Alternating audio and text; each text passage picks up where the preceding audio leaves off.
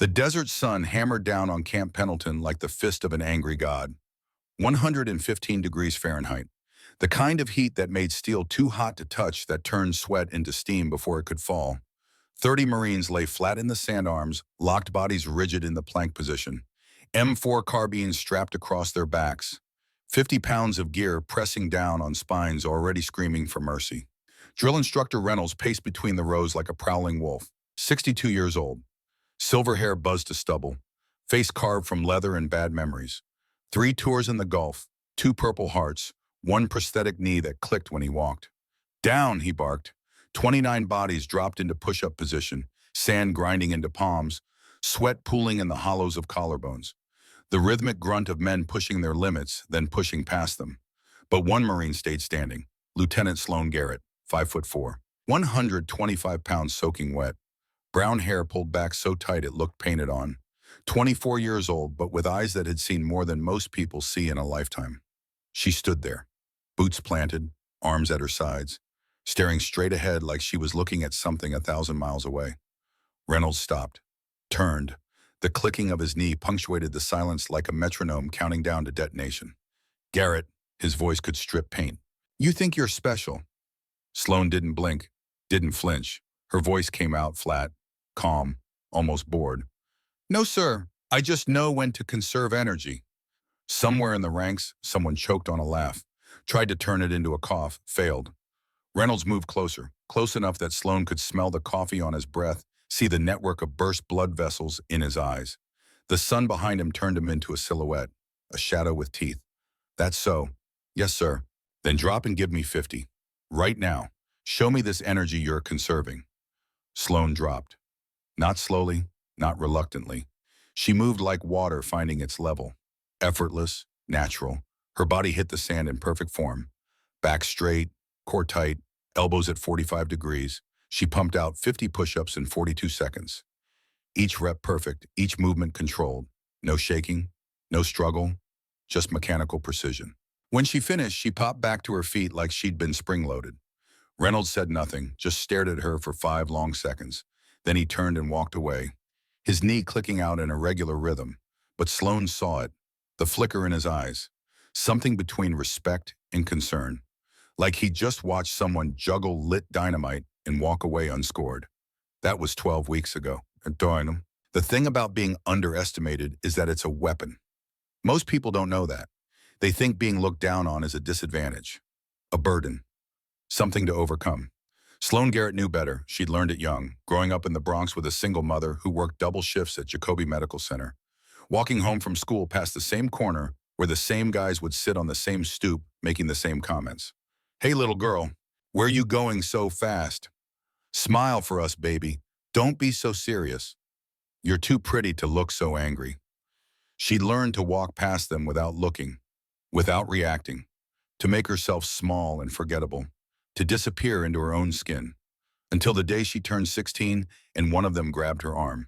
She'd taken Krav Maga classes at the community center, 3 years of twice-a-week training with an Israeli instructor named David who'd served in the IDF. An old man with arthritic hands who could still drop someone twice his size. He taught her that size didn't matter, strength didn't matter. What mattered was knowing where to hit, when to hit, and how hard. The guy who grabbed her arm found out what that meant. Palm strike to the nose, knee to the groin, elbow to the temple when he bent over. He dropped like someone had cut his strings. His friends had jumped up. 3 of them, moving fast. Sloan had moved faster. 8 seconds later, all 3 were on the ground, one with a dislocated shoulder, one with a broken wrist, one gasping for air with a knee-shaped bruise blossoming on his solar plexus. Sloan had walked away without saying a word. Her knuckles didn't even hurt. The cops came to her apartment that night. Her mother had cried, begged her to apologize, to say it was an accident. But the cop taking the statement was a veteran. He'd looked at Sloan's form, at the precision of the injuries she'd caused, and he'd smiled. "Military?" he'd asked. "Not yet," Sloan had said. "You should be." 2 years later, she enlisted. But the Marine Corps wasn't like the streets of the Bronx. The men here didn't grab, didn't touch. They did something worse. They dismissed. From day one of officer training, Sloan had felt it. The way eyes would slide past her during briefings, The way her suggestions and tactical discussions would be met with polite nods and immediate subject changes. The way her name never quite made it onto the volunteer list for high-profile exercises.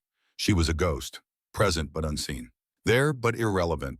And for the first 8 weeks, she'd kept her head down, done her job, said nothing, until the hostage rescue drill.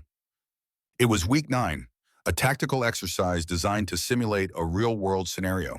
Insurgents had taken 3 hostages in a compound, 2 buildings, multiple entry points, limited intelligence on enemy positions. The platoon had been divided into 4 squads. Each squad leader had 30 minutes to develop an assault plan. Then they'd execute simultaneously while evaluators with clipboards watched from observation towers. Sloan's squad leader was Staff Sergeant Garrett Kincaid, 6'1", 195 pounds. Face like carved granite and eyes like chipped ice. Ranger qualified. 2 combat deployments to Iraq. A chest full of ribbons and a reputation for being harder than coffin nails. He'd gathered the squad in a tight circle. 8 Marines, 7 men, and Sloan. Standard breach and clear, Kincaid had said. His voice was gravel being crushed. First fire team takes the front door. Second fire team flanks right. We go in hard and fast. Overwhelming force. By the book. Sloan had raised her hand. Kincaid's eyes had found her slowly, like a turret tracking a target. Yes, Garrett. With respect, Staff Sergeant, I think we should consider an alternative approach. Silence. The kind that has weight. Alternative. Kincaid said the word like it tasted bad. Yes, Staff Sergeant. The front door approach puts us in a fatal funnel. They'll be expecting it. I suggest we use smoke grenades to obscure the sight lines, then execute a synchronized breach from 3 points, including the roof. We can repel 2 Marines down through the skylight, while the main force creates a distraction at the front. Divide their attention, strike from an unexpected angle. More silence. One of the other Marines, a Lance Corporal named Silas Drake, smirked and looked away. Kincaid's jaw worked like he was chewing leather. This is the Marine Corps, Garrett. Not a choreographed dance recital. We don't do fancy tricks. We do what works. We go in hard. We go in fast. We eliminate threats. Understood. Understood, Staff Sergeant. But Sloan's voice carried no understanding. Just compliance. There was a difference. The drill had been a disaster. Kincaid had led from the front exactly as he'd planned. First fire team had breached the door with a battering ram. Second fire team had flanked right. The op for the Marines playing the role of insurgents had been waiting. Simulated gunfire blank rounds that still made your ears ring had erupted from 3 positions. The evaluators had blown whistles, pointed, called out casualties. First fire team, you're dead, all 4 of you. Second fire team leader, you're hit, sucking chest wound, out of action. By the time they'd cleared the first room, 6 of the 8 Marines in Sloan's squad had been declared casualties, including Kincaid, who'd taken a simulated round to the throat. The hostages, the mannequins dressed in civilian clothes, had been executed by the OPFOR in the confusion. Mission failure, complete and total. The debrief had been worse than the drill. Captain Holden Pierce had stood at the front of the room. 45 years old, West Point graduate, a man who'd spent his entire career following regulations like they were scripture. He'd gone through the after-action report point by point. His voice never rose, never wavered. Just a steady, clinical dissection of everything that had gone wrong. Inadequate reconnaissance, predictable approach, failure to adapt to changing conditions. He'd looked directly at Sloan when he said the last part. Hesitation at critical moments. Sloan had felt 30 pairs of eyes turned toward her. Lieutenant Garrett, Pierce's voice had been sharp enough to cut. You're the ranking officer in this squad. These failures fall on your shoulders. In a real combat situation, your hesitation would have gotten your entire team killed. Do you understand that? Yes, sir. Do you have anything to say in your defense? Sloan had opened her mouth, then closed it. Because what was the point? She could explain that she'd tried to offer an alternative, that Kincaid had shut her down, that she'd followed his plan to the letter. But it wouldn't matter. In the Marine Corps, the ranking officer took responsibility. That was the rule. That was the code. No, sir, she'd said. Then we're done here. Dismissed. The room had emptied quickly. Marines filing out in silence, not looking at each other, not looking at her. Except Kincaid. He'd paused at the door, turned back. His eyes had found hers across the empty room. You'll get someone killed out there, Garrett. Someone who matters. Then he'd left. Sloan had sat there for a long time after, staring at the wall, at the framed photos of Marine heroes from decades past, men who'd charged machine gun nests, who'd held positions against impossible odds, who'd earned their place in history through blood and sacrifice. None of them were women. That evening she'd found it. The note, tucked under the driver's side wiper of her car, a plain white piece of paper folded once. No name, no signature, just a message in block letters. Maybe you should stick to doing paperwork. Princess. Sloan had read it, crumpled it, threw it in the trash can outside the barracks. Then she'd gone for a run. 6 miles, 8-minute pace. The sun setting over the desert, turning the sky the color of a fresh bruise. Her mind had worked the problem like a knot, picking at it, testing it, looking for the weak point. The issue wasn't that she couldn't hack it. She knew she could. The issue was that they'd never give her the chance to prove it. In their eyes, she'd already failed. She was already a liability, a checkbox, a political correctness hire who'd wash out eventually and prove what they'd all known from the beginning. Women didn't belong here, so she needed to change the narrative. But how? By the time she finished her run, she had an idea. It was stupid, possibly career-ending, definitely against regulations, but it might work. The hazing started 3 days later. Small things at first, her gear would go missing, then turn up in strange places. Her boots neatly polished the night before would be covered in motor oil in the morning. Her name would be misspelled on duty rosters. Her mail would be delivered to the wrong room. Inconveniences, annoyances, nothing she could officially report without looking petty. Then it escalated. Week 10, a combat conditioning hike, 15 miles with full pack, 60-pound rucksack, M4 carbine, Kevlar helmet, the whole loadout. Sloane's pack felt heavier than usual. By mile 8, her shoulders were screaming. By mile 12, she was struggling to maintain pace.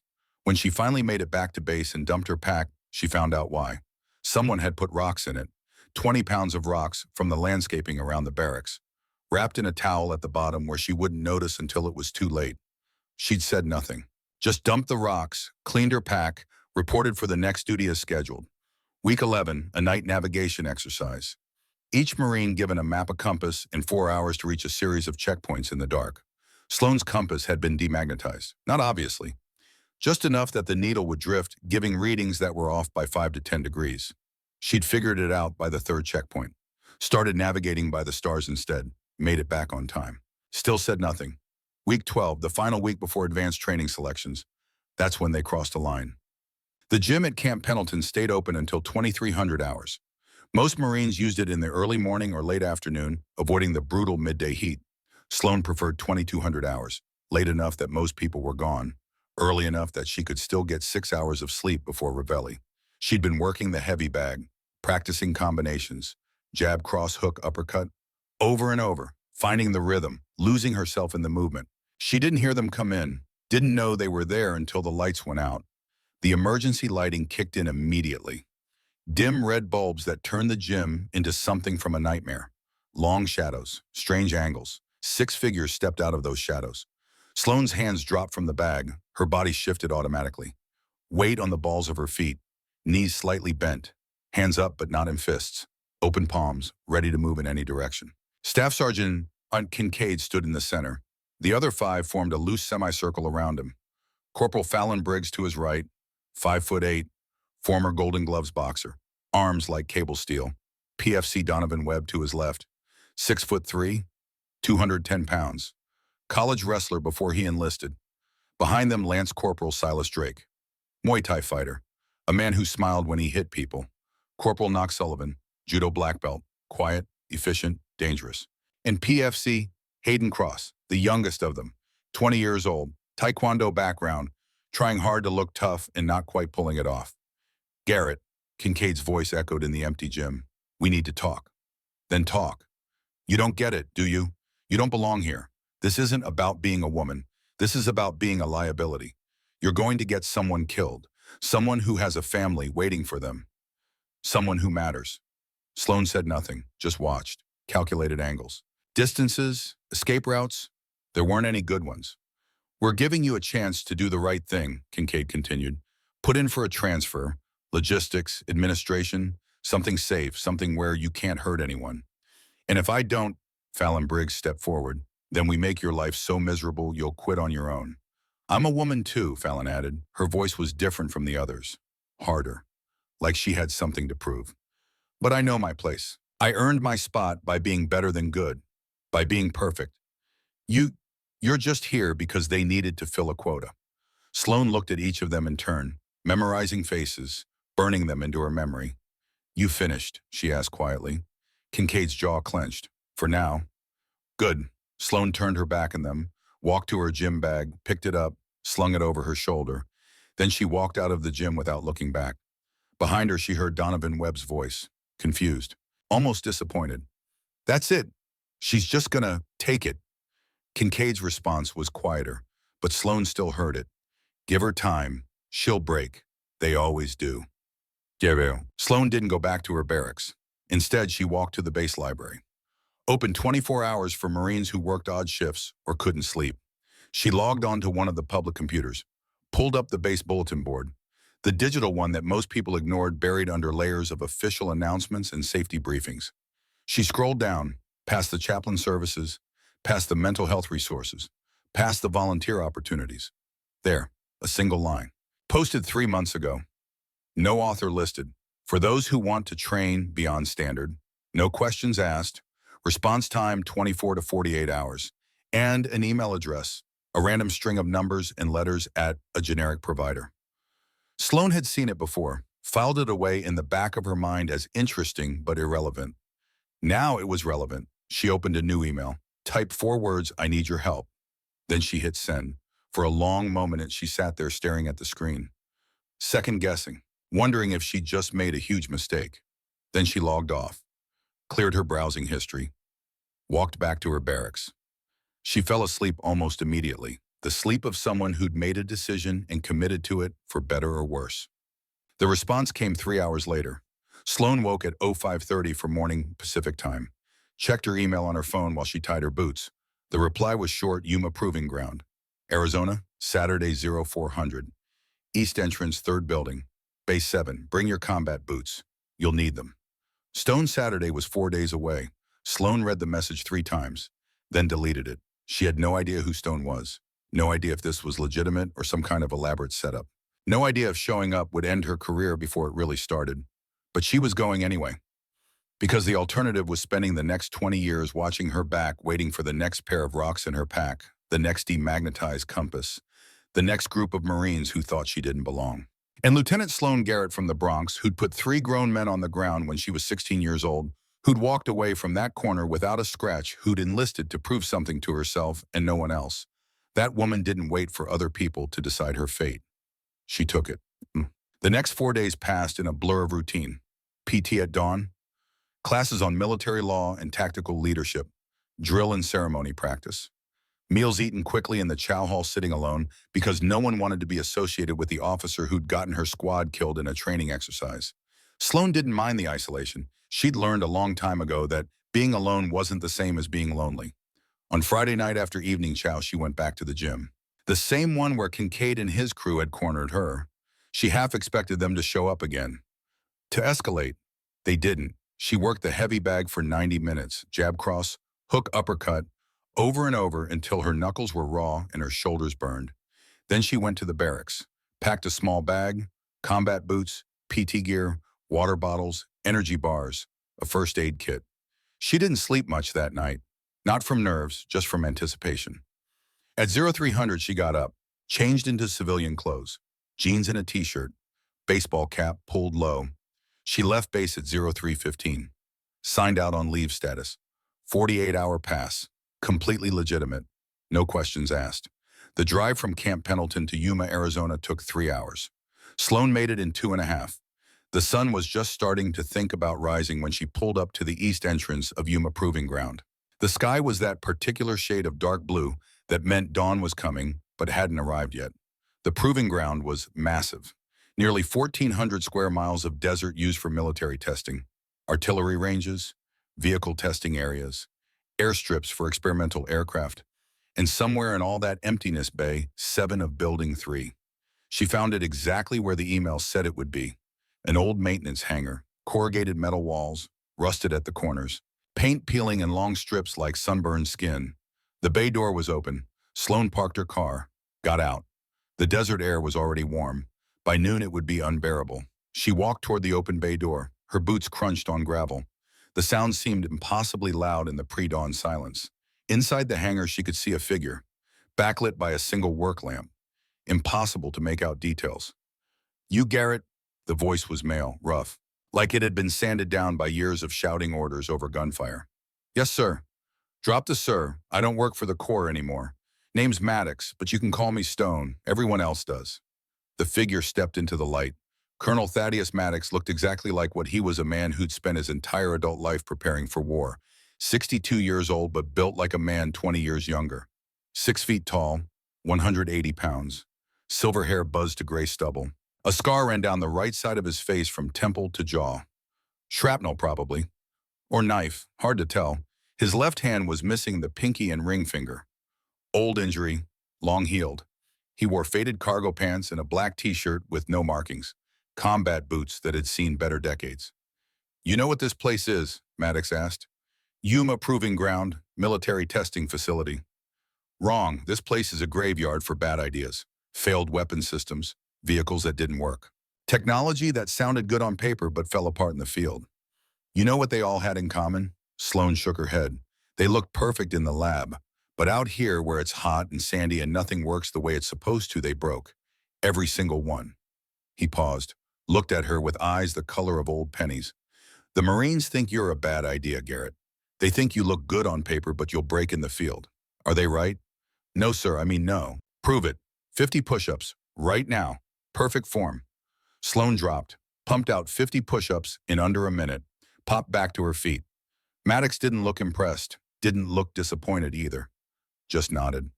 "Again, another 50. Sloan dropped. Another 50. Back to her feet. "Run to that vehicle over there and back." Maddox pointed to a burned-out Humvee about 200 yards away. "Sprint. Fast as you can." Sloan ran. The desert floor was uneven, rocky. She nearly twisted her ankle twice, made it to the Humvee, touched it, sprinted back. Maddox looked at his watch. "Not bad. Now tell me why you're here." "I need to learn how to fight, really fight." "You already know how to fight. I can see it in the way you move. You've got training, probably good training. So what you really need is something else. What is it?" Sloan hesitated, then decided to tell the truth. "I need to prove to 6 Marines that I'm not a liability. And I need to do it in a way they can't ignore, can't dismiss, and can't cover up." Maddox smiled. It wasn't a friendly smile. It was the smile of someone who just heard something interesting. "6 Marines. You want to fight 6 Marines?" "Yes." At the same time, yes. "You understand they'll probably kill you, right? Or at least hurt you bad enough that you'll wish they had." "They won't get the chance." Confident. I like that. Stupid, but I like it. Maddox walked a slow circle around her. Evaluating. "You know why I answered your email, Garrett? Because 25 years ago, I trained the first female operators for a classified program. Pentagon called it Project Valkyrie. Stupid name. But the concept was solid. Take women, train them to the same standard as Delta Force, deploy them in situations where male operators couldn't go. What happened to the program? It worked. That's what happened. The women I trained were some of the best operators I ever saw. Fast, smart, deadly. They completed missions that would have failed with all-male teams." He stopped walking, looked at her directly. "And then the brass shut it down. Said women couldn't handle the psychological pressure. Said it was too risky, too controversial, too much liability." "But you just said it worked." "It did. But working doesn't matter when politics get involved. The women I trained, they scattered. Some stayed in the military and other roles. Some got out. Some died on missions that the Pentagon still denies ever happened." He paused. "I won't let that happen again. If I'm going to train you, you finish what you start. No quitting, no excuses. Because if you quit, you prove them right. And I didn't spend 35 years in special operations to watch another woman get chewed up by a system that never wanted her in the first place." Sloan met his eyes, didn't blink. "I won't quit. We'll see. Training starts now. You have got it 12 weeks. 12 weeks to become someone those 6 Marines can't hurt, can't touch, can't beat. Think you can do it?" "Yes." "Then let's find out if you're right." Maddox turned and walked deeper into the hangar. Sloan followed. The sun broke over the horizon behind them. The desert turned gold. The temperatures started its daily climb toward hell. And in that old maintenance hangar in the middle of nowhere, Lieutenant Sloan Garrett's real training began. She had 12 weeks to become dangerous. She'd need every second. The heat in Yuma was different from Camp Pendleton. It wasn't just hot, it was vindictive. The kind of heat that made you understand why ancient peoples invented gods of fire and wrath. By 0800, the thermometer outside the hangar read 112 degrees. By noon, it would top 120. Maddox had cleared most of the hangar's interior, pushed the rusted equipment and abandoned vehicle parts to the walls, left a space about 40 feet by 40 feet. Concrete floor, stained with decades of oil and God knows what else. No air conditioning, no fans, just the heat pressing down like a physical weight. First lesson, Maddox said. He stood in the center of the space, arms crossed. Forget everything you learned in basic training. Sloan, standing at parade rest, felt her eyebrows rise. Sir, I mean, Maddox, the Marine Corps has been refining hand-to-hand combat for 200 years. And it's designed for one thing, keeping you alive long enough to get to your weapon. The MCMAP Marine Corps martial arts program is fine for what it is, but it's built for soldiers who will never be in a fair fight. You've always got your rifle, your sidearm, your squad backing you up. He walked toward her slowly. But you're about to step into a ring with 6 trained Marines. No weapons, no backup. Fair's got nothing to do with it, but you're outmanned and outweighed. Standard techniques won't save you. You need something else. What precision? Maddox moved to a battered medical mannequin propped against the wall, the kind used for CPR training. He dragged it to the center of the space. Human body has roughly 206 bones, 600 muscles, thousands of nerve clusters. You hit most of those, nothing happens except pain. And pain's subjective. I've seen men take 3 bullets and keep fighting. Pain don't stop everyone. He placed his hand on the mannequin's neck. But the body's got 27 points, maybe more, depending on who's counting, where a precise strike will drop someone instantly. Not from pain, from biological response. Nervous system shutdown, loss of motor control, unconsciousness. His finger traced a line along the mannequin's neck. Carotid sinus, light pressure makes you dizzy, heavy pressure, and you're out. 5 to 8 seconds. He moved to the armpit. Brachial plexus, nerve cluster. Hit it right and the entire arm goes dead. Can't feel it, can't use it. Down to the side of the rib cage. Liver, not a nerve cluster, but close enough. Body protects the liver like it's gold because it is. Get hit here hard enough, your body shuts down to protect it. You drop whether you want to or not. He went through 12 more points, each one demonstrated with clinical precision. The back of the knee, the inside of the thigh, the solar plexus, the temple, the base of the skull. Standard combat training teaches you to hit hard and hit often. This training teaches you to hit once and make it count. Sloan studied the mannequin, committed the points to memory. How long did it take you to learn this? 3 years, you've got 12 weeks. That's impossible. Probably. But impossible just means it hasn't been done yet. We start now. What followed was the most grueling morning of Sloan's life, and she'd been through Marine Corps officer training, which wasn't known for being gentle. Maddox made her strike each pressure point 500 times. Not punches, precise strikes with different parts of her hand. Palm heel, knife edge, fingertips, knuckles. Each strike had to land within a quarter inch of the target. After the first 100 strikes, her hands ached. After 300, they were numb. After 500, she couldn't feel them at all. Good boy, Maddox said. Numbness means you're doing it right. Your nerves are learning. Tomorrow, they'll hurt worse. Day after that, they'll start to harden. Give it 2 weeks and you'll be able to strike concrete without flinching. Sloan looked at her hands. They were red, swollen, shaking slightly. Now we do it again. Another 500. Different points. You're joking. Do I look like I'm joking? He didn't. Sloan did another 500 strikes. When she finally stopped, 4 hours had passed. The temperature in the hangar was 118 degrees. Her shirt was soaked through. Salt crystals had formed on her forearms where sweat had evaporated. Break, Maddox said. 15 minutes. Drink water, eat something. Then we moved to footwork. Sloan collapsed against the wall, pulled a water bottle from her bag, drained half of it in one long swallow. Maddox sat down next to her, not close, just within conversation distance. He pulled out a canteen that looked older than Sloan, took a measured sip. You're wondering if this is worth it, he said. It wasn't a question. I'm wondering if I'll survive it. Different question. Survival's easy. Just quit.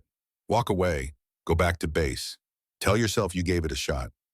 He took another sip. Worth it, though. That's harder. That requires you to decide what you're willing to pay for the thing you want.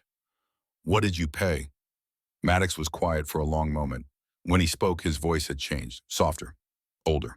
I had a son, Mark, good kid, smart, wanted to be a Marine like his old man, made it through basic, made it through infantry training, got assigned to Camp Pendleton. He paused, stared at something Sloan couldn't see.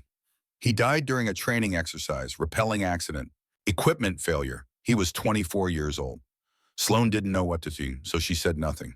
Investigation ruled it an accident, no negligence, no fault, just bad luck, bad equipment. Maddox's jaw clenched. But I looked at the gear. I examined the rope, the carabiner, the harness. Someone had tampered with it. Not obvious. Just enough to make it fail under stress. Why would someone do that? Because my son reported hazing in his unit. Said some of the NCOs were making life hell for the junior Marines, making them do dangerous shit for entertainment. He filed a formal complaint. 2 weeks later, he was dead. Maddox's hands tightened on his canteen. The NCO, who was supposed to inspect his gear that day, staff sergeant named Garrett Kincaid. Sloan's blood went cold.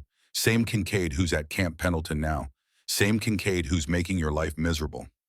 Maddox looked at her. You didn't know that when you emailed me. I knew it about you, because I make it my business to know everything about that man. Every unit he's been in, every Marine he's trained, every complaint that's been filed and swept under the rug. Did he kill your son? I can't prove it. Investigation was clean or cleaned. Hard to tell the difference. But my gut says yes. My gut says he and his crew hazed my boy to death and covered it up. He stood, extended a hand to pull Sloan up. So when I got your email, when I saw you were being targeted by the same group, I made a decision. I can't get justice for my son. System won't allow it. But I can make sure you don't become another statistic. Sloan took his hand, let him pull her up. Her legs were unsteady, her hands still numb. Break's over, Maddox said. His voice was back to its normal rasp, clinical, detached. Time for footwork. They trained until sunset. Then they trained some more. When Sloan finally collapsed, unable to stand, Maddox nodded. Day 1 complete. Tomorrow, 0400. Be here. I have duty at 0600. Then you better drive fast. Sloan managed to get to her car, managed to drive the 3 hours back to Camp Pendleton, made it to her barracks with 15 minutes to spare before she had to report for morning formation. She didn't sleep, just lay on her rack staring at the ceiling, her entire body screaming. This was day 1. She had 83 more. The weeks blurred together, a nightmare of heat and pain and repetition. Sloan would finish her duties at Camp Pendleton, the minimum required to maintain her status as an active officer. Then she'd drive to Yuma, train for 6 to 8 hours, drive back, sleep for 3 or 4 hours, wake up and do it again. By week 3, she'd lost 15 pounds. Her body was leaner, harder. Muscles she didn't know she had showed through her skin like cables under canvas. By week 5, she could strike the mannequin's pressure points without looking. Her hands had stopped hurting. The skin on her knuckles had thickened into calluses that felt like leather. By week 7, Maddox introduced live training. Mannequins don't hit back, he said. Time to learn what real combat feels like. He'd brought in 2 men, both in their 50s, both former special operations. One from Rangers, one from Special Forces. Neither said much. Just showed up, nodded at Maddox, and stepped into the ring. Rules, Maddox said. No permanent damage. No eye gouges, groin strikes, or throat crushes. Everything else is fair game. They'll come at you 70% speed and strength. Enough to hurt, not enough to hospitalize. Your job is to survive and counter. The first sparring session lasted 18 seconds. Sloan managed to block 2 strikes before the Ranger got inside her guard and put her on her back with a hip throw that knocked the wind out of her. The second session lasted 32 seconds. She got off 1 counter strike before the SF guy swept her legs and dropped an elbow toward her face. Pulled it at the last second. Tapped her forehead with his knuckle instead. Dead, he said. They ran 20 sessions that day. Sloan lost all 20. Progress, Maddox said at the end. I didn't win once. You survived. That's progress. Tomorrow you'll survive longer. He was right. By week 8, Sloan was surviving full 2-minute rounds. She still wasn't winning, but she was making them work for it, making them think, making them respect her defense even as they broke through it. Week 9, she won her first round. Caught the Ranger overextended on a punch. Trapped his arm. Struck the brachial plexus cluster in his armpit. His entire right arm went dead. Sloan swept his legs before he could recover. had her hand on his throat before he hit the ground. Tap, he said. Sloan stood up, breathing hard, hands shaking from adrenaline. The ranger sat up, working his arm, waiting for feeling to return. He looked at Maddox. She's ready. Not yet, Maddox said. Winning one round don't mean shit. She needs to win consistently, and she needs to learn how to handle multiple opponents.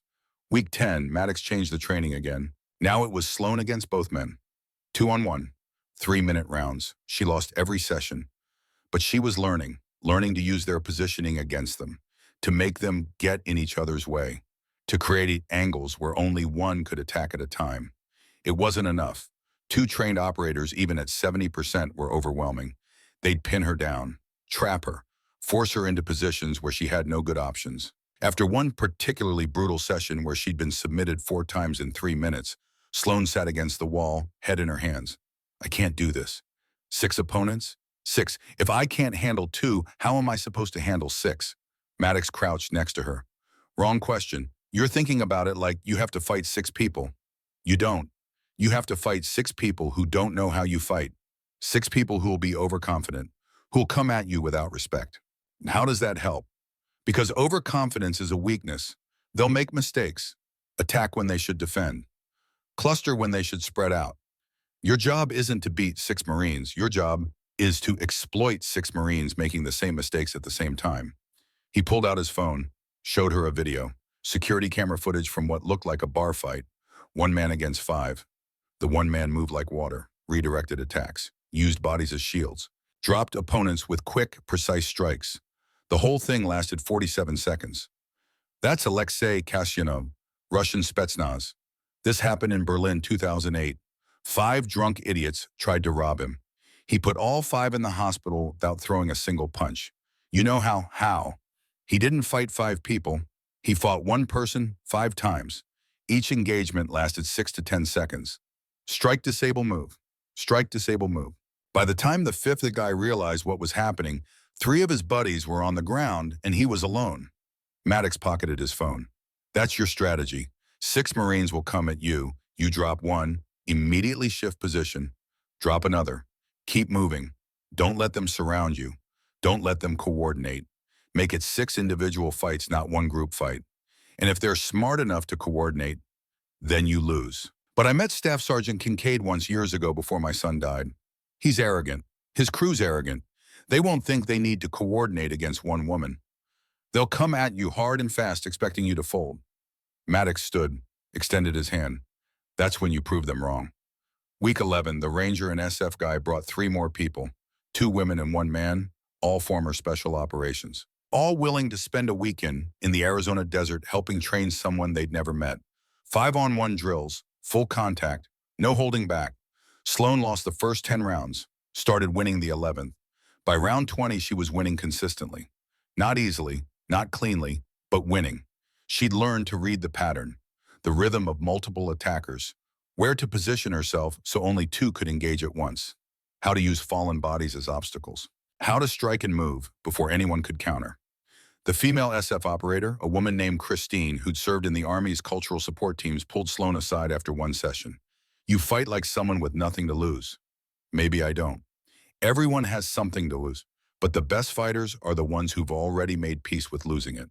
Whatever happens in that ring with those 6 Marines, you've already won. You know that, right? How do you figure because you're here, training, improving, while they're back on base convinced they've already beaten you, you're becoming dangerous while they're becoming complacent? That's victory before the fight even starts. Sloan thought about that, turned it over in her mind. What if I lose anyway? Then you lose, but you'll lose knowing you gave everything. That's more than most people can say about anything in their lives. Week 12. The final week, Maddox ran Sloan through scenario after scenario, 6 opponents, different configurations, different attack patterns, different levels of aggression. Monday through Thursday, Sloan won 70% of the scenarios. Good, not perfect, but good. Friday, 3 days before she was scheduled to issue her challenge, Maddox called a halt. That's it, no more training. Why I need every hour I can get. No, you need rest. You need recovery. You've been running on adrenaline and stubbornness for 11 weeks. Your body's held up because you're young and tough, but you keep pushing and something's going to break. Then all this training means nothing. Sloan wanted to argue, wanted to push back, but her body agreed with Maddox. She was exhausted. Every muscle ached. She'd been nursing a dozen small injuries, nothing serious, but nothing insignificant either. 3 days, Maddox said. Eat, sleep, let your body repair itself. Come back Wednesday morning. I'll drive up with you, watch from a distance. But the fight's yours. I can't help you in that ring. I know. Maddox studied her face. You scared, terrified. Good. Fear keeps you sharp.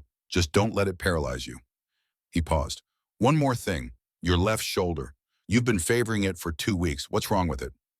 Sloan hesitated, then lifted her shirt to reveal the shoulder. It was bruised, purple and yellow, swollen. Happened week 10. Took a fall wrong during a drill. Might be a partial tear in the rotator cuff. Hard to tell without imaging. You trained on that for 2 weeks. Didn't have a choice. Maddox closed his eyes, took a deep breath. When he opened them, he looked older, tired. You need to get that looked at. After the fight, if you fight on that shoulder and it goes completely, you'll do permanent damage. Career-ending damage. If I don't fight, my career is over anyway. At least this way, I go out on my terms. Maddox said nothing for a long time, then he nodded. Your choice. But you're going to fight with one arm, essentially. That changes the strategy. You can't rely on your left for power strikes. It's defense only. Maybe not even that. Then I adapt. Damn right you adapt. They spent the rest of Friday going through modified techniques. Everything right-handed, everything accounting for limited mobility in the left shoulder. Saturday, Sloan slept for 16 hours, her body finally getting the rest it had been begging for. Sunday, she drove back to Camp Pendleton, went through her gear, made sure everything was in order, wrote a short email to her mother, didn't send it, just saved it as a draft. In case. Monday morning, week 12, day 84. The last day before everything changed.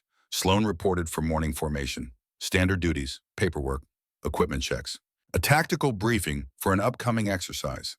At 1100 hours during the break between sessions, she found Captain Pierce in his office. Sir, request permission to speak freely.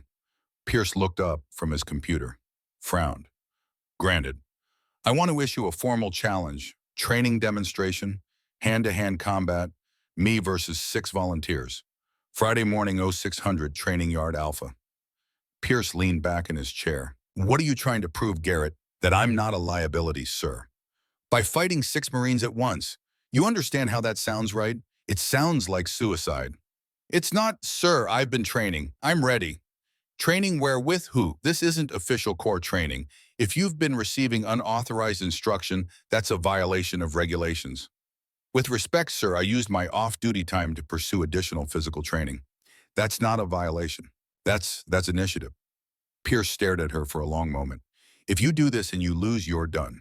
I'll have no choice but to recommend your transfer or discharge. You understand that? Yes, sir. And if you win, what then? Then I'd appreciate consideration for force recon selection, as you previously mentioned. Pierce's mouth twitched, almost a smile, not quite. You've got guts, Garrett. I'll give you that. Possibly more guts than sense, but guts nonetheless. He pulled up his calendar. Friday 0600, I'll make it official. And I'll make sure we've got medical standing by. You're going to need it. Thank you, sir. Don't thank me yet. I haven't decided if I'm helping you or enabling you to end your career in the most spectacular way possible.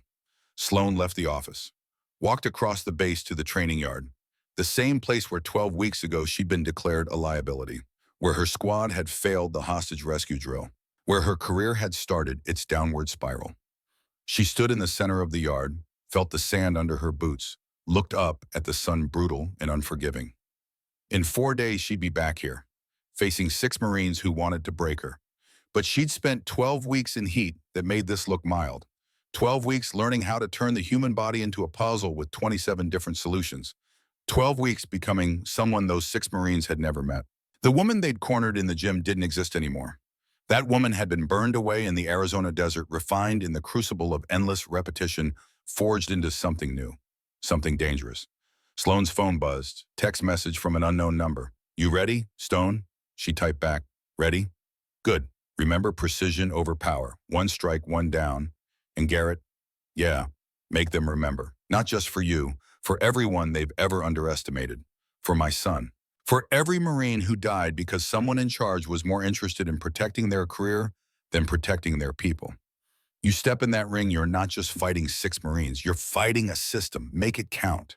Sloan read the message 3 times, then deleted it, pocketed her phone, made it count. She could do that. Tuesday and Wednesday passed in a haze of nervous energy. Sloan couldn't train, couldn't push her body anymore. So she did the only thing she could do. She visualized, closed her eyes, and walked through the fight, step by step, strike by strike. She saw Kincaid coming at her with a haymaker, saw herself ducking, trapping, striking the nerve cluster in his armpit, saw him drop, saw Fallon Briggs moving in with boxer combinations, saw herself evading, waiting, countering with precision. Over and over, hundreds of repetitions in her mind, until the fight felt like memory instead of imagination. Thursday night, 24 hours until the challenge. Sloan lay in her rack staring at the ceiling.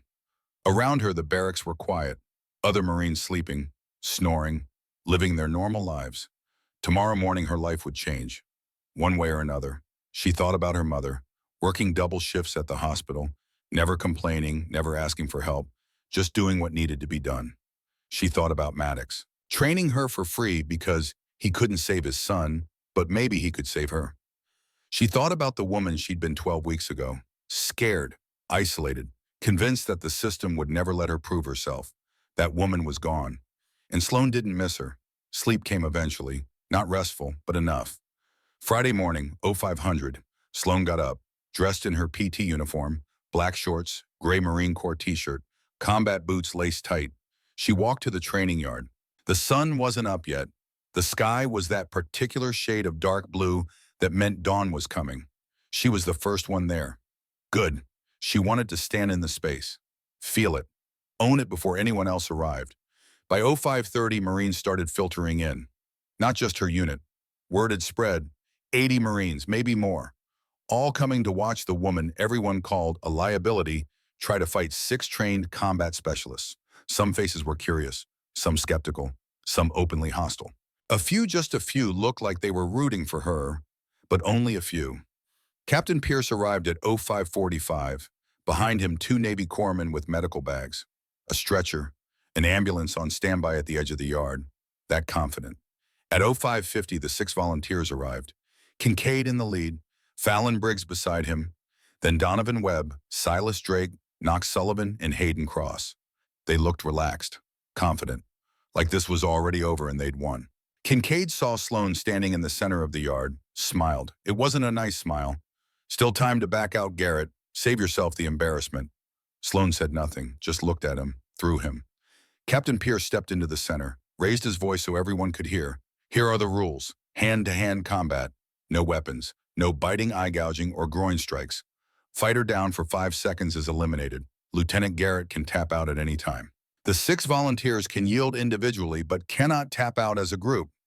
Medical personnel will stop the fight if they determine serious injury has occurred. Time limit is 5 minutes. Everyone understand? Nods all around. Kincaid cracked his knuckles. Fallon rolled her shoulders. Webb bounced on the balls of his feet. Sloan stood still, breathing steady, heart rate calm. Everything she'd learned, everything she'd endured, it all came down to the next 5 minutes. Pierce looked at his watch. 60 seconds. Volunteers, take your positions. The 6 Marines spread out, formed a loose circle around Sloan. Not too close, not too far. Coordinated without needing to talk about it. Sloan rotated slowly, keeping all 6 in her peripheral vision, calculating distances, angles, who would come first, who would hang back. 30 seconds, Pierce called. Sloan's left shoulder throbbed. She ignored it. Pain was information, nothing more. 15 seconds. Somewhere in the crowd, she thought she saw a gray-haired man in civilian clothes. Maddox, keeping his promise, watching from a distance. 10 seconds. Sloan closed her eyes, took one deep breath, opened them. 5. The crowd went silent. 80 Marines holding their breath. Begin. Kincaid moved first, just like Sloan knew he would. And Lieutenant Sloan Garrett, who'd spent 12 weeks in hell to be ready for this moment, moved to meet him. The fight that would define her career had begun, and this time she wasn't going to lose. Kincaid came at her like a freight train. All power, no finesse. A haymaker punch thrown from his right side with enough force to break bone. Sloan had seen this punch 1,000 times in her mind. She'd practiced the counter until it was muscle memory, until it was breathing. She didn't block, didn't try to absorb the impact. She moved, one step to her left. Kincaid's fist passed through empty air where her head had been a microsecond before. The momentum carried him forward. Off balance, committed. Sloane's right hand snapped out. Not a punch, a strike. Precise as surgery.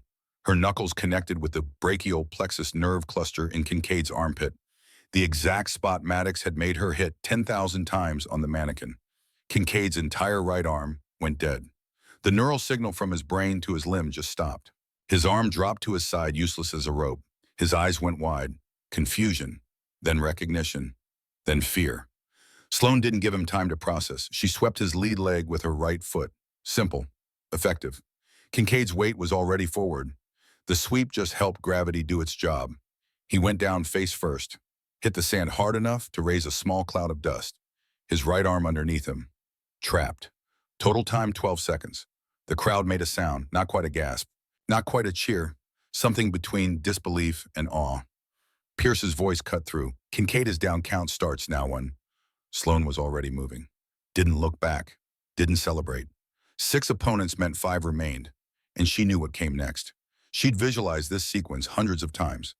Fallon Briggs came next, the female boxer, more cautious than Kincaid. She'd seen what happened.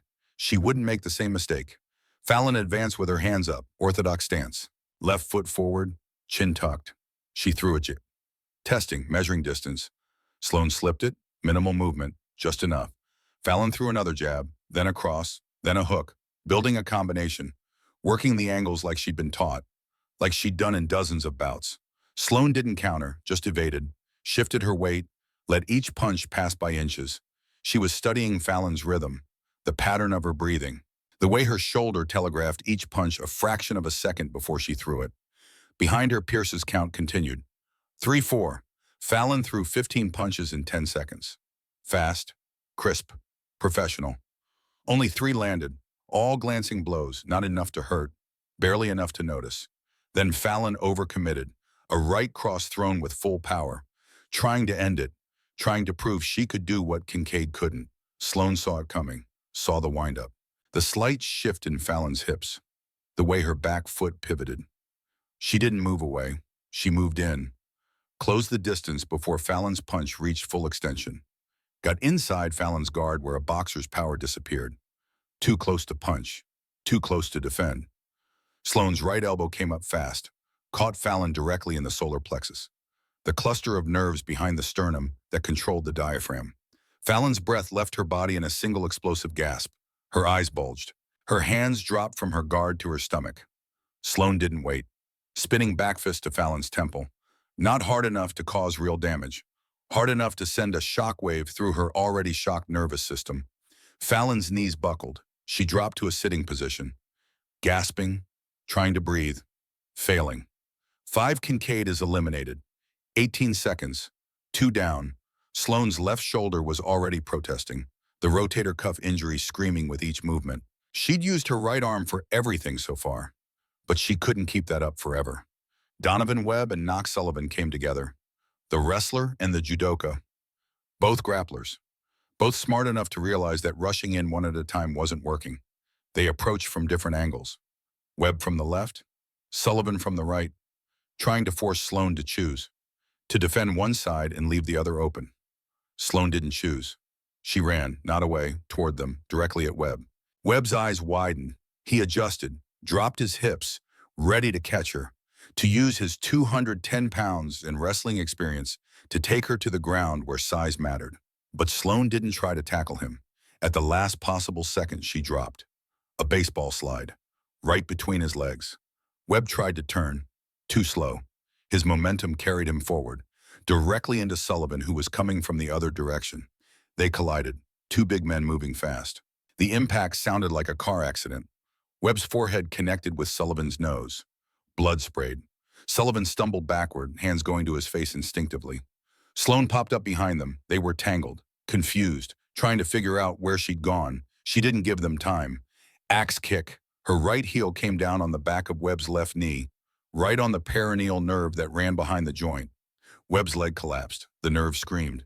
His body interpreted it as catastrophic damage. Protect the leg. Shut down. Don't move. He fell sideways, directly into Sullivan, who was still trying to staunch the blood from his nose. Sullivan stumbled, tried to catch his balance. Couldn't. He was a judoka, trained to use an opponent's momentum against them. But right now his opponent was his own teammate, and that momentum was chaos. Sloan grabbed Sullivan's collar, the fabric of his uniform, used his own judo principles against him. Hip throw. She didn't even need much strength, just timing, just understanding leverage. Sullivan went over her hip, landed hard on his back. The wind knocked out of him, his nose still bleeding, creating a grotesque red mask across his face. Webb was on the ground, clutching his leg. The pain signals were fading, but the fear was real. His leg wasn't responding the way it should. In his mind, he was crippled. Finished. Fallon Briggs is eliminated 2-3, 28 seconds total. 4 down, 2 to go. Sloane's breath was coming harder now. Not from exertion, from adrenaline. Her body was flooded with it, fight-or-flight chemicals screaming through her system. Her left shoulder was a constant throb of pain. Each heartbeat sent a pulse of agony through the damaged rotator cuff. She pushed it down, compartmentalized. Pain was just information. Right now, the information said, keep moving. Silas Drake stood 10 feet away, the Muay Thai fighter. He hadn't moved during the chaos, hadn't rushed in. He was watching, learning, adapting. Smart, dangerous. Drake circled left. Sloan circled right. They moved like predators, sizing each other up, each waiting for the other to commit. The crowd had gone silent again. This was different. This wasn't overwhelming force meeting precision. This was skill meeting skill. Drake threw a low kick, a Muay Thai specialty, aiming for Sloane's lead leg, the thigh muscle, the IT band, the kind of kick that accumulated damage over time. Sloane checked it, lifted her knee, let his shin hit her shin, bone on bone. It hurt. The impact sent shockwaves up both their legs, but neither showed it. Drake threw another kick, same leg, same target. Testing, measuring her tolerance for pain. Sloane checked it again, but this time she pretended it hurt more than it did. Let her leg buckle slightly, let her weight shift, showed weakness that wasn't really there. Drake saw it. His eyes lit up. He'd found an opening, a target, something he could exploit. He threw a high kick, a roundhouse aimed at Sloane's head, putting his full power into it, trying to end the fight with one shot, the kind of kick that could knock someone unconscious. That could end a career. Sloane caught the kick, both hands wrapping around his ankle. She twisted, not hard, just enough. Rotated the ankle joint in a direction it wasn't designed to go. Found the pressure point where the peroneal nerve wrapped around the outside of the ankle bone. Drake's entire leg went numb. The sensation was instant and terrifying. You relied on your legs. They held you up. They moved you. When one stopped working, when it just became dead weight hanging from your hip, your brain panicked. Sloane swept Drake's standing leg. With his other leg in her hands and his brain trying to process what had just happened, he had no chance. He went down, landed on his back, hard. His head bounced once off the sand, not enough to concuss, enough to daze. 4-5 Webb and Sullivan are eliminated. 16 seconds, 5 down, 1 to go. Total time elapsed, 2 minutes 54 seconds. Hayden Cross stood alone, the youngest of the 6, 20 years old, Taekwondo background. His face had gone pale. This wasn't supposed to happen. The woman they'd cornered in the gym, the woman they'd mocked and hazed and tried to drive out. She'd just dismantled 5 trained Marines in less than 3 minutes. The crowd was roaring now, 80 Marines shouting, some for Sloane, some in shock, some arguing with each other about what they were witnessing. This would be talked about for years, decades. The day one woman proved everything wrong. Cross didn't attack. He backed up. His hands were shaking, visible tremors running through his fingers. This wasn't training anymore. This wasn't a demonstration. This was a woman who'd just dropped 5 Marines in brutal succession, and she was looking at him like he was next, like he was inevitable. Sloane advanced slowly, deliberately, not aggressive, just inevitable, like the tide, like gravity. Come on, she said quietly, only Cross could hear. Fight back, give them something to remember. Don't let it end like this. Cross threw a punch, hesitant, weak. His heart wasn't in it. His body was moving, but his mind had already surrendered. Sloane deflected it easily. Didn't counter, just waited, giving him a chance, giving him dignity. Cross threw another punch, little better, some commitment, some technique showing through the fear. Sloane blocked, still didn't counter. Hit me, she said. Really hit me. I can take it. Show them you're not afraid. Cross's face twisted. Confusion, anger, fear, all three at once. He threw a combination. Jab, cross, front kick. Real techniques. Real effort. This time his heart was in it. This time he was fighting. The kick got through, caught Sloan in the ribs. Right side. Not hard enough to break anything, but hard enough to hurt. Hard enough to matter. Good. The crowd gasped. First solid hit Sloan had taken. Cross had drawn blood in a metaphorical sense, had proven he belonged in the ring even if he was about to lose. Sloan smiled. There you go. Now I won't feel bad about this. She moved in fast. Palm striked across his chin. Snapped his head back. Disrupted his equilibrium. His inner ear couldn't process the sudden movement. The world tilted. Knee strike to his liver. Right side. Just below the rib cage. The pressure point Maddox had taught her. The one that made your body shut down to protect the organ. The one that caused pain so intense it overrode everything else. Cross's face went pale, then gray. His hands dropped to his side. His knees buckled. His body was screaming at him to protect the liver, to curl up, to stop fighting. Sloan swept his legs. He was already falling. The sweep just accelerated it. As he went down, Sloan's hand went to his shoulder, controlled his descent, kept his head from hitting the ground too hard. She could have let him fall, could have let his skull bounce off the sand, would have been justified. He'd participated in the hazing, in the mockery, in trying to drive her out. But she didn't, because this wasn't about revenge. It was about proving a point, and the point was made. Then she pinned him, one hand on his shoulder, looking down at him, seeing the fear, the pain, the understanding that he'd lost, that they'd all lost. Tap, she said. Not cruel, not mocking, just stating fact. Cross tapped, his hand slapping the sand 3 times. Fast, desperate, the universal signal of surrender. Drake is eliminated, Cross taps out. Captain Pierce's voice sounded stunned, like he couldn't quite believe what he just witnessed. Total time 3 minutes 18 seconds. 6 Marines, all down, all lives defeated, all had proven wrong. Sloan stood up, stepped back. Her left shoulder was on fire, the rotator cuff screaming. She'd torn it worse during the fight. She could feel it. The grinding, the instability. She'd need surgery now. No question. Her ribs ached from Cross's kick.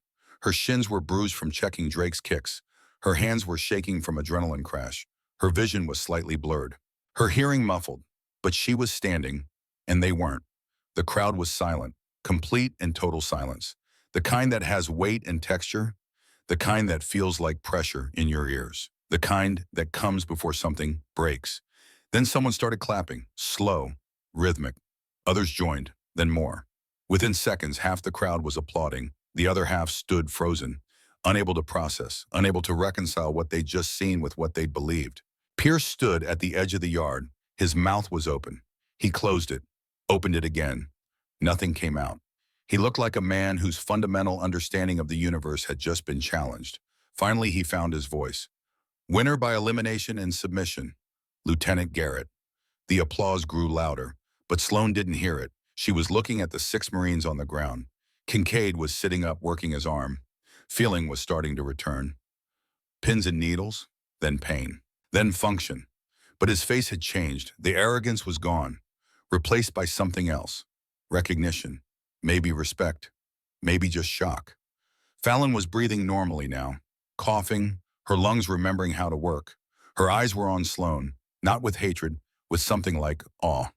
Webb and Sullivan were helping each other up. Webb testing his leg. Sullivan's nose had stopped bleeding, but his face was a mess. They looked like they'd been in a car accident, not a 3-minute fight. Drake was testing his ankle, rolling it, making sure it still worked. His expression was unreadable. Blank. Like his brain had shut down to protect itself from the reality of what had just happened. Cross just lay there, staring at the sky, his hand still on his liver, still feeling the echo of that strike, still processing how someone half his size had made him feel like his body was betraying him. Captain Pierce walked over to her, his boots crunched on the sand, each step deliberate, measured, like he was approaching something dangerous, something that might explode. Garrett, that was... He paused, searching for words. I don't even have words for what that was. Thank you, sir. Don't thank me. I'm not sure I did you any favors by allowing this.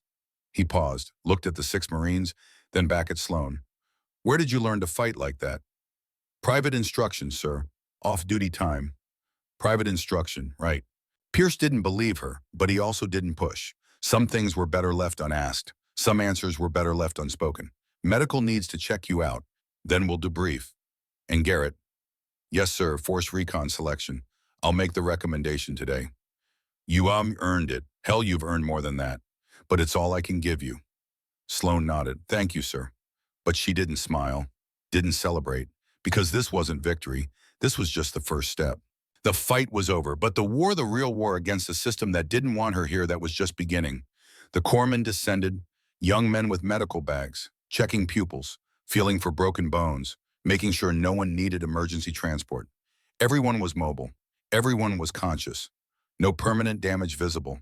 Just pain and wounded pride and the knowledge that they'd been beaten by someone they'd dismissed. Sloan submitted to the examination. The corpsman, a young guy who couldn't be more than 22, looked at her shoulder and whistled. Ma'am, this shoulder is bad, really bad. Significant swelling, limited range of motion. You need imaging, probably surgery. How did you fight on this? Carefully. Ma'am, I strongly recommend immediate medical transport. If you've torn this worse, you could be looking at permanent damage. After debrief. Ma'am, after debrief, corpsman, that's an order. The young man looked like he wanted to argue. Then he saw her face, saw the determination, the absolute refusal to show weakness even now, even after proving everything. Yes, ma'am. He made a note on his clipboard. But for the record, this is against my medical advice. Noted. The crowd was dispersing, Marines heading to their assigned duties, but walking slower, talking, arguing, gesturing back toward the training yard. The story would spread. By evening, Chow, everyone on base would know. By tomorrow, it would be legend. By next week, it would be myth. The woman who took down 6 Marines. The woman who proved them all wrong. The woman who changed everything. Sloan walked to the edge of the yard, found the gray-haired man in civilian clothes standing by a pickup truck. Colonel Thaddeus Maddox. Stone. The man who'd forged her in the desert. Who'd given her the tools. Who'd believed when no one else did. He nodded once. Didn't smile. Didn't need to. The look on his face said everything. Pride. Satisfaction. Vindication. She nodded back. A conversation without words. Thank you. You're welcome. We did it? Yeah, we did. Your son would be proud. I know. Then Maddox got in his truck and drove away. Back to Yuma. Back to his desert exile. His mission complete. His redemption earned. Not for himself. For his son. For Sloan's father. For everyone who died because someone looked away. Sloan watched the truck disappear, then turned back toward the barracks, and found Kincaid standing in her path. His right arm was working now, but he was cradling it. Protective. Uncertain. His face looked older somehow, like the last 3 minutes had aged him years. Garrett, his voice was different, smaller, the command presence gone. I need to tell you something. Sloan waited, said nothing. Let the silence build. Let him feel it. Your father, Major Daniel Garrett, I knew him. Served with him briefly years ago, here at Pendleton. Sloan's blood went cold, but her face didn't change, didn't show anything. I know, she said quietly. I looked it up. You were the duty NCO the day he died. Kincaid flinched, like she'd struck him again. You knew this whole time? I figured it out last night, did my research, found your name in his service record.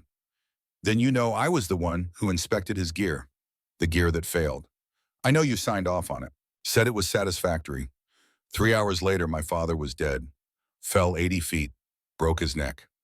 Sloan's voice was steady, clinical, but underneath rage, a decade of rage, compressed, controlled. So yes, Kincaid, I know. I saw it, Kincaid said, his voice cracked. Before the exercise, I saw the tampering, the carabiner. Someone had filed it, weakened it. Not enough to see unless you looked close. But I saw it, and I should have replaced it, should have reported it, should have done something, but you didn't. No, I didn't, because I was scared. I was 22 years old. I just made corporal. I thought if I reported sabotage, I'd get caught up in the investigation, questioned, maybe blamed. My career would be over before it started. He looked up, met her eyes. So I passed the gear, said it was good to go, and your father died. And I've carried that guilt for 10 years. It's eaten me alive, made me into someone I hate. So you took it out on me, Sloan said, when you saw the name Garrett on my file, when you knew who I was. You tried to drive me out, to make me quit, because looking at me every day reminded you of what you did. Yes, and I thought if you were weak, if you quit, then maybe your father was weak too. And if he was weak, maybe his death wasn't my fault. Maybe he would have died anyway. Maybe I could stop feeling guilty. But I'm not weak. No, you're not. You proved that. You proved everything. Kincaid's voice was barely a whisper now. And I need you to know something. I didn't sabotage that gear, but I saw it and I did nothing. In the Marine Corps, that's the same thing. I killed your father, not with my hands, but with my cowardice. And I'm sorry. I know that doesn't mean anything. I know sorry doesn't bring him back, but I need to say it anyway. Sloan looked at him for a long moment. This man who'd made her life hell, who'd tried to break her, who'd carried guilt for a decade and turned it into cruelty. She could destroy him, could report what he'd just said, could ruin his career, could make sure he faced justice, legal justice, official justice. But what would that accomplish? Her father would still be dead. The system that protected Kincaid would still exist. Nothing would change except one man's life would be over. And Sloan had just spent 3 minutes proving she was better than that. Did you ever find out who tampered with the gear? She asked. No, I tried. For years I tried. But the investigation was shut down. Ruled an accident. No negligence. No further inquiry. There were rumors. Hazing gone wrong. Someone trying to teach your father a lesson because he'd reported safety violations. But I could never prove it. Who shut down the investigation? I don't know. Orders came from above, way above, general officers, Pentagon level. They wanted it buried. Sloan nodded slowly. Get out of my sight, Kincaid.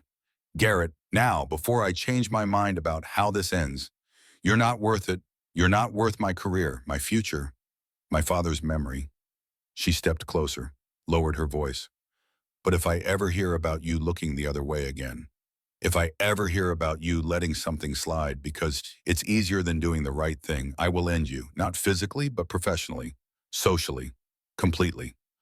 Do you understand why I'm... Yes. Good. Now go. Kincaid turned to leave. Stopped. For what it's worth, your father would be proud. What you did today, what you've become, he'd be proud. Don't. Sloane's voice was sharp. Don't you dare tell me what my father would think. You don't get that right. Not after what you did. Not after 10 years of silence. Kincaid nodded, walked away, shoulders slumped. A man carrying a weight that would never lighten. Sloane stood there alone in the training yard. The place where she'd just proven herself. The place where she'd just learned the final truth about her father's death. She should feel victorious, vindicated, triumphant. Instead, she felt empty, hollow, like she'd won the battle but lost something she couldn't name. Her phone buzzed, text message from an unknown number. You did good today, real good. Your father would be proud, and so would my son.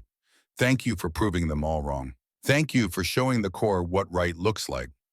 Sloan read it 3 times. Then typed back, I couldn't have done it without you. Thank you for giving me a chance when no one else would. The response came immediately. You did it yourself. I just showed you where the switches were. You're the one who learned how to flip them. Stay dangerous, Captain. The fight's not over. It's just beginning. Sloan pocketed her phone, walked toward the medical center. Her shoulder needed attention. Surgery, probably. Recovery would take months, but she'd come back stronger. She always did. 3 weeks later, Medical Center, Camp Pendleton. Recovery room. Sloan woke from surgery with her left arm in a complex sling, immobilized. The rotator cuff had been worse than imaging suggested. Grade 3 tear, required extensive repair. Recovery time, 16 weeks minimum, possibly longer, but the surgery was covered. Captain Pierce had pushed it through as a training-related injury. Official, no questions asked, no cost to Sloan. The Marine Corps taking care of its own. Finally, Timon. The first visitor came that afternoon. Fallon Briggs, the female boxer. She stood at attention by Sloan's bed. Formal, rigid. Ma'am, request permission to speak freely. Granted, and sit down, Briggs. You're making me nervous. Fallon sat, perched on the edge of the chair like she might bolt at any moment. I was wrong about you, she said. No preamble, no sugarcoating. I thought you were a diversity hire, a political statement. Someone who'd wash out and prove what we all believed, that women belonged in support roles. Not combat roles, not leadership roles. She paused, looked at her hands. But you're not. You're better than most of us. Better than me. Better than people who've been doing this for a decade. And I wanted to say I'm sorry for the hazing, for the disrespect, for not giving you a chance before judging you. Sloane studied her face, looking for deception, finding only sincerity and shame. Deep shame. Apology accepted. There's more. Fallon looked up. I'd like to train with you, learn from you, learn how you fight, how you think, how you turn disadvantage into advantage. If you're willing to teach me, I'm going to be in recovery for 4 months. Not much training happening. Then I'll wait 4 months, 6 months, however long it takes. Because you showed me something I thought was impossible. Fallon's voice caught. You showed me that I was wrong about everything. And I need to learn from that. Not just for me, for every woman who comes after us. So they don't have to fight as hard as you did to prove themselves. Sloane nodded slowly. When I'm cleared for training, come find me. We'll work something out. But Briggs, I'm not doing this alone. You want to learn, fine, but you're going to help teach. Because the point isn't to create one exceptional woman. It's to create a system where women aren't exceptions.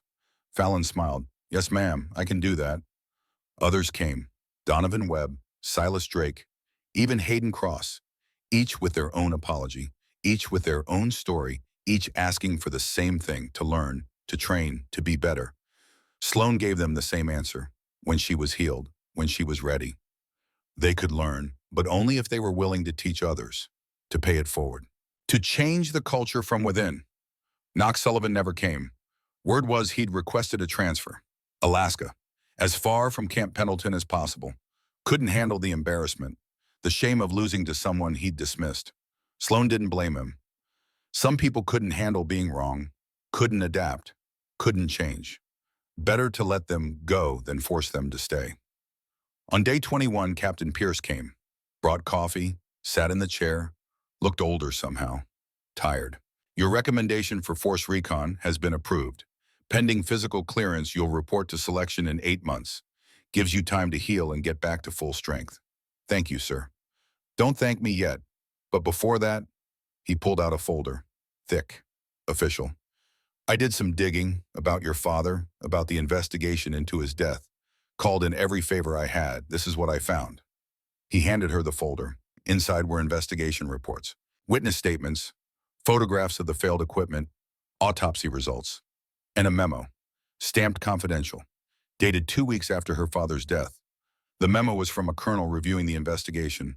It recommended further inquiry into possible sabotage, listed 3 names as persons of interest: Garrett Kincaid, Corporal Michael Chen, Staff Sergeant William Torres.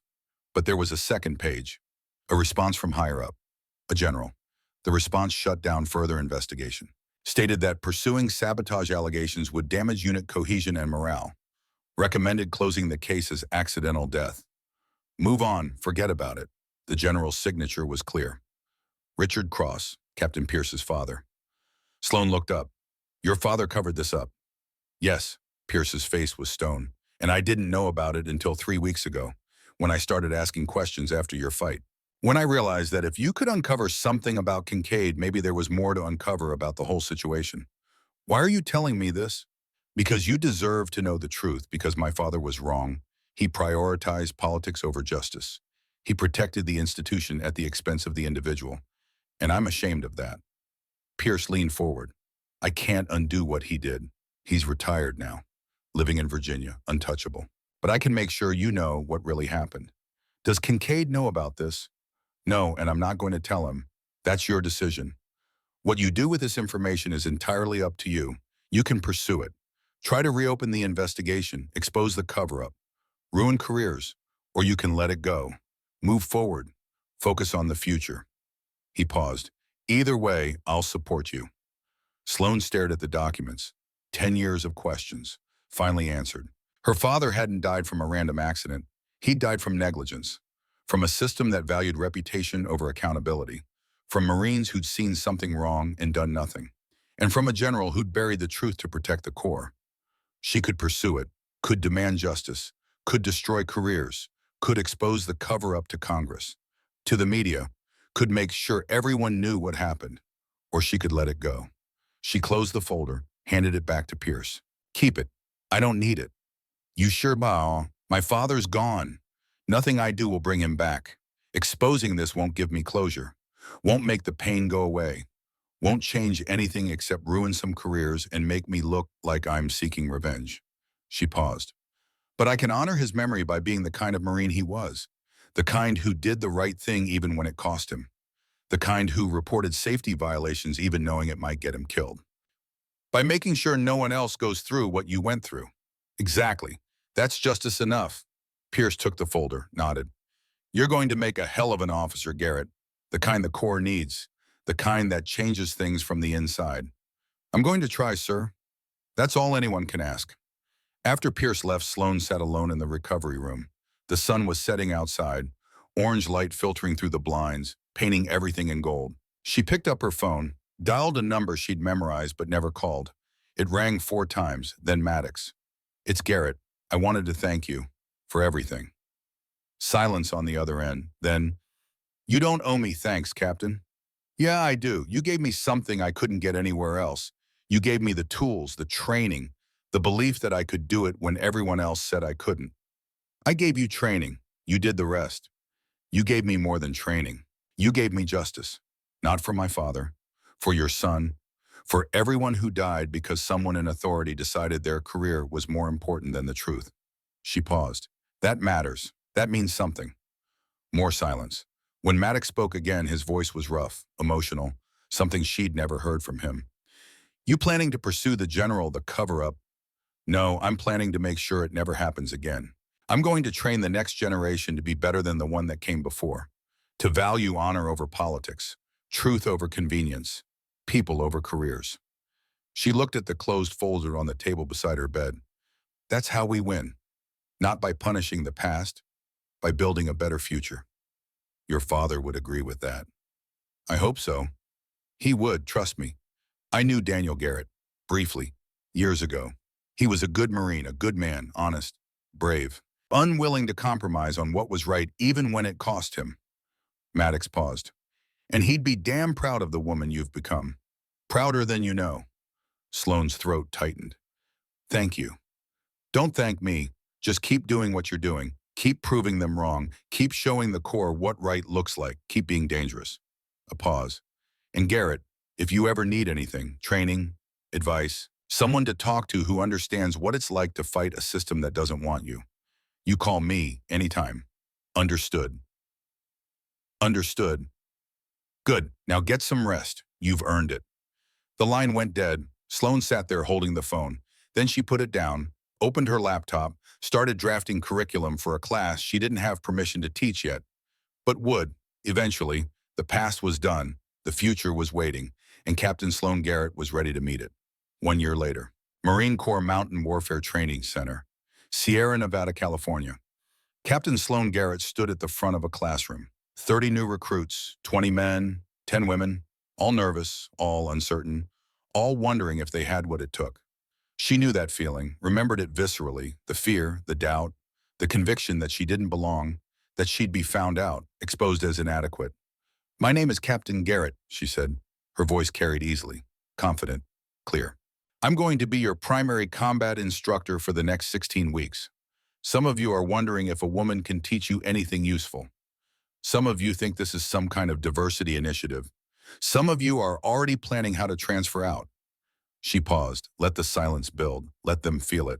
Don't. Because over the next 16 weeks, I'm going to show you something the Marine Corps doesn't always teach. I'm going to show you that fights aren't won by the strongest or the fastest or the most aggressive. Fights are won by the smartest, by the most precise, by the person who understands that the human body is a machine with 27 different off switches. She walked down the aisle between desks, made eye contact with each recruit. Let them see her, really see her. The scar on her left shoulder where the surgery had been. The slight limp she still had when she was tired. The evidence that she'd paid for what she knew. And if you know where those switches are, size doesn't matter. Strength doesn't matter. Gender doesn't matter. What matters is precision. What matters is knowledge. What matters is the willingness to do what needs to be done when it needs to be done. She stopped, turned back to face the class. 3 years ago, I was where you are. New, uncertain, underestimated. I had 6 Marines tell me I didn't belong, that I was a liability, that I'd get people killed. They hazed me, mocked me, tried to drive me out. She walked back to the front. So I trained harder than I thought possible. I learned from someone who believed in me when no one else did. And then I stepped into a ring with those 6 Marines, and I put all 6 on the ground in 3 minutes and 18 seconds. The recruits were riveted, hanging on every word, some skeptical, some awed, some calculating whether this was true or exaggeration. I'm not telling you this to brag. I'm telling you this because some of you are going to face the same thing. You're going to be told you don't belong, that you're not good enough, that you should quit. And when that happens, you'll have a choice. She pointed to the door. You can believe them. Walk out right now. No judgment, no shame. This isn't for everyone. Or you can prove them wrong. You can learn. You can train. You can become so good that they can't ignore you, can't dismiss you, can't deny you. No one moved. Sloan smiled. Good, then let's begin. Outside the classroom, watching through the window, 3 figures stood. Colonel Thaddeus Maddox, Captain Holden Pierce, and Corporal Fallon Briggs, now an assistant instructor. She's good, Pierce said. She's better than good, Maddox replied. She's what the Corps needs, what it's always needed, someone who fights for what's right even when the system fights back. You think this will last? Fallon asked. The changes she's making, or will the old guard shut it down like they did before? They'll try, Pierce said. They always do, but this time is different. This time she's not alone. She's got advocates. She's got proof. She's got a track record. And she's got a generation of Marines who watched her do the impossible. Plus, Maddox added, she's dangerous, and dangerous people change the world. One fight at a time. Inside, Sloan was demonstrating the first pressure point, the brachial plexus, the nerve cluster in the armpit, the same one she'd used on Kincaid 3 years ago. This point here, she said, indicating the mannequin, will disable an arm instantly if struck correctly. Doesn't matter how strong your opponent is, doesn't matter how big, precision over power, always. A female recruit in the back raised her hand. Young, maybe 19, nervous. Ma'am, what if we're not strong enough to make the strike effective? Sloan smiled, not condescending, understanding. Then we make you strong enough. Strength can be built, precision can be taught. What can't be taught is the will to keep going when everything tells you to quit. You either have that or you don't. She looked at the recruit. Do you have it? The recruit straightened, lifted her chin. Yes, ma'am. Then you'll be fine, more than fine. You'll be dangerous. And dangerous is exactly what the Marine Corps needs. The class continued. 3 hours of instruction, demonstration, correction, question and answer. The recruits absorbed everything. Eager, hungry, wanting to learn what this woman knew, how she'd done what she'd done, how they could do it too. When the class ended, as recruits filed out, the female recruit lingered. Ma'am, can I ask you something? Go ahead. The 6 Marines you fought, did you ever forgive them for what they did? Sloan considered the question. Really considered it. I did. Not because they deserved it, but because holding on to anger would only hurt me. Forgiveness isn't for them. It's for you. It lets you move forward without dragging the past behind you like an anchor. What happened to them? Some transferred out, couldn't handle knowing they'd lost to someone they'd dismissed. Some stayed, learned from it, became better Marines. One of them, Corporal Briggs, she's teaching with me now. We're friends. Strange how that works. And the leader, the one who made your life hell, Sloan's face hardened slightly. He left the Corps, honorable discharge. Last I heard, he was working security in Pennsylvania. Sometimes the punishment isn't official. Sometimes it's knowing you'll never be more than what you are, that you had a chance to do the right thing and you chose not to. That's a life sentence. The recruit nodded. Ma'am, thank you for not giving up, for showing us it's possible. Don't thank me yet. Thank me when you graduate, when you're standing where I'm standing, teaching the next generation, passing it forward. That's when you'll know it was worth it. The recruit saluted, left. Sloan watched her go, saw herself 3 years ago, scared, uncertain, determined. She gathered her notes, prepared for the next class. This was her life now, training, teaching, building something that would outlast her. A legacy not of violence but of precision, not of dominance but of excellence. That evening in her office, Sloan received emails, dozens of them, from Marines she'd trained, from instructors she'd influenced, from recruits who'd heard her story and found courage in it. One stood out, from an address she didn't recognize, but the writing style was familiar. Saw your class today. Fourth time I've watched from outside. You're a natural. Your students are lucky. Your father would be proud as hell. Mine too. Keep fighting the good fight, Captain. The Corps is better for having you in it. And remember, you're not just training Marines. You're training the people who will train the Marines after them. That's legacy. That's immortality. Stay dangerous. Sloan read it 3 times, then deleted it. Maddox didn't like leaving traces. She respected that. Her phone buzzed. Text from Fallon Briggs. Teaching a self-defense class this weekend at Quantico. Women's support group. Thought you might want to co-teach. Show them what real defense looks like. Interested. Sloan smiled. Typed back. Absolutely. Send details. Another text. Sergeant Webb. Captain, got a Marine in my squad struggling with combat training. Good kid. Just can't get the techniques to click. Wondering if you could evaluate. See if he's salvageable or if we should move him to support. Send him to me Monday. I'll take a look. One more text. Unknown number. But she knew it was Pierce. Saw the student evals from your first class. Highest scores in program history. Whatever you're doing, keep doing it. Also, Force Recon Selection Board wants to meet you next month. Discuss potential to develop specialized training program for female operator candidates. Interested? Very. Send me the brief. Sloan pocketed her phone, stood, stretched. Her shoulder protested, but held. Everything held. She was stronger now than she'd been before the surgery, before the fight. Before everything. Not just physically, mentally, spiritually. Purpose did that. Gave you strength you didn't know you had. She walked to the window, looked out at the Sierra Nevada mountains, snow-capped peaks turning purple in the sunset. Beautiful, harsh, unforgiving. Like the desert where she'd been forged. Like the training yard where she'd been tested. Like the life she'd chosen. Tomorrow, 30 more recruits would show up. Uncertain, scared, wondering if they had what it took. And she'd show them. Just like Maddox showed her. Just like her father would have wanted. She'd show them that strength wasn't about size. That power wasn't about aggression. That victory wasn't about dominance. It was about precision. About knowing exactly where to strike and when. About turning disadvantage into advantage. About proving to yourself and everyone watching that you belonged. Not because someone gave you permission, but because you earned it, one Marine at a time. One technique at a time, one generation at a time. The desert had forged her. The training yard had tested her. The Corps had tried to break her. But Lieutenant Sloan Garrett, who became Captain Sloan Garrett, who would one day become Major and Colonel and General, she didn't break. She became dangerous instead. And dangerous women changed the world. Outside, the sun dipped below the mountains. Darkness came. But in the barracks and the training centers, in every base where Marines gathered and trained and prepared, lights stayed on. And in those lights, women trained, men trained, everyone trained, learning that combat wasn't about who was biggest or strongest. It was about who was smartest, most precise, most willing to learn. Because one woman had shown them it was possible. And possible was all anyone needed.